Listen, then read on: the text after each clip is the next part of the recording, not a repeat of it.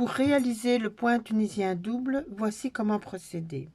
On monte un nombre de mailles désiré, il n'y a pas d'importance, impair ou pair, 2, 3, 4, 5, 6, 7, 8, 9, 10.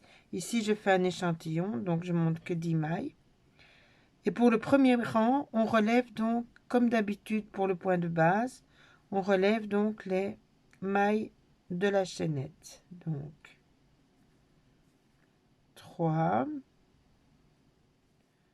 4, 5, 6, 7,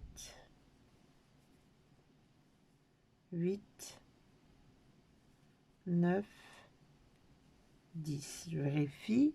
2, 4, 6, 8, 10. Et on revient comme pour le point traditionnel.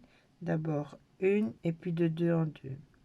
2, 3, 4, 5, 6, 7, 8, 9 et 10. Alors, pour le point double, on fait une maille en l'air, un jeté, on pique dans la barrette de devant, donc le petit point ici devant, on tire une boucle et on balance les deux. Bon, je recommence.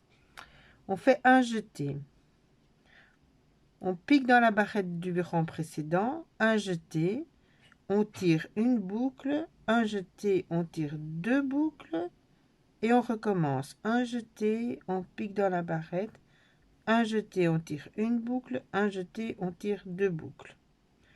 Un jeté, on pique dans la barrette, un jeté, on tire une boucle, un jeté, on tire deux boucles. On recommence, un jeté, on pique, on tire une boucle et puis les deux boucles. Un jeté, on pique, on tire une boucle et puis on fait tomber les deux boucles. Un jeté, on pique dans la barrette, on tire une boucle et on fait tomber les deux boucles du crochet. Un jeté, on pique, on tire une boucle, on fait tomber les deux boucles du crochet. Un jeté, on tire, on pique dans la maille lisière. Dans la maille lisière, je prends toujours les deux dernières pour avoir une belle finition. On tire une boucle et puis on fait tomber les deux boucles. On revient comme pour le point habituel. 1 et puis de 2 en 2.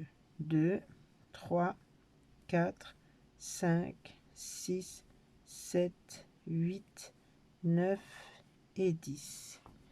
Ici, on a le premier rang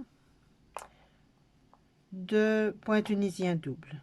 Alors, pour le rang suivant, donc comme pour le précédent et comme pour tous les autres rangs, on fait une maille en l'air, un jeté. En fait, la maille en l'air, c'est pour remonter parce que le point double est 2 fois plus haut que le point, que le point traditionnel.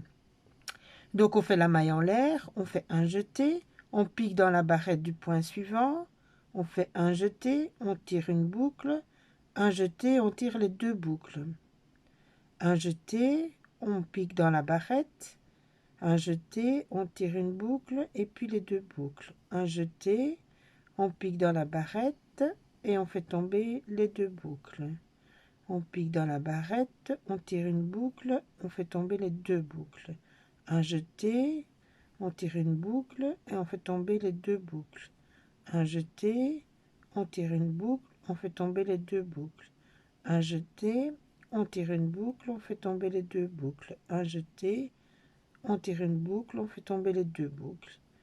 Un jeté, on tire une boucle, on fait tomber les deux boucles. Et on revient 1, 2, 3, 4, 5, 6, 7, 8, 9, 10. Pourquoi je compte? Parce qu'en fait, ça arrive souvent qu'on perd une maille en cours de route ou qu'on n'en a pas relevé une. Ça évite de faire 10 cm de travail et de se rendre compte qu'on est parti comme ça ou qu'on a rajouté des mailles, qu'on est parti dans l'autre sens. Donc moi, j'aime bien de compter mes mailles quand je reviens.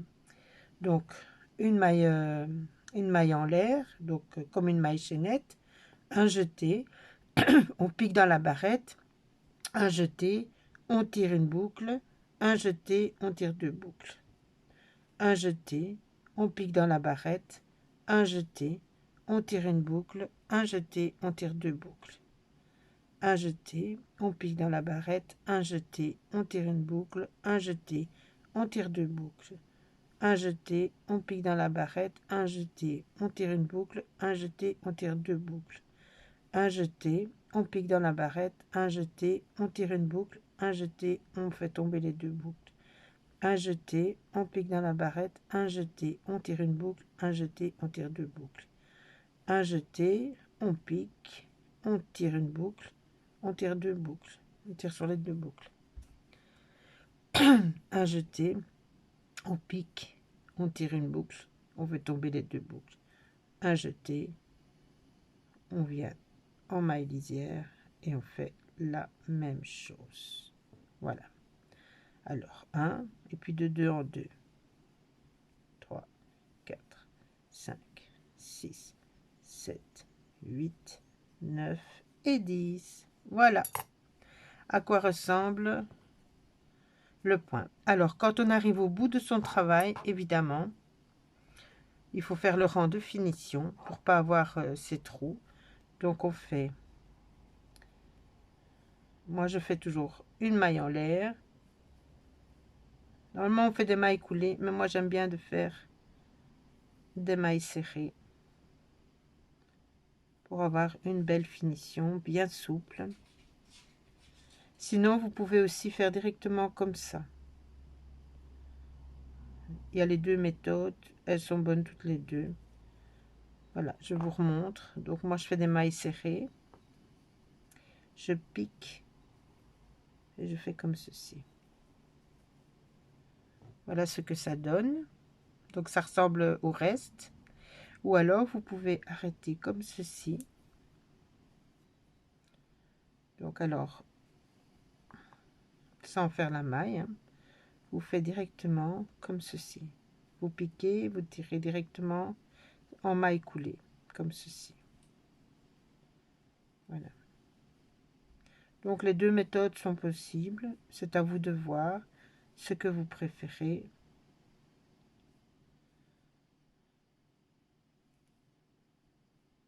Voilà.